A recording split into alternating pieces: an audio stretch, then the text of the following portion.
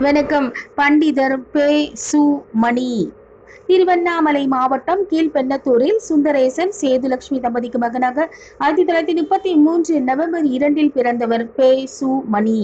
தபால் துறையில் பணியாற்றிய இவர் தமிழறிஞர் மா.பொ. சிவஞானத்தின் எழுத்து பேச்சுக்களால் கவரப்பட்டு இந்திய தேசியத்தின் தோற்றமும் வளர்ச்சியும் என்ற நூலை எழுதினார்.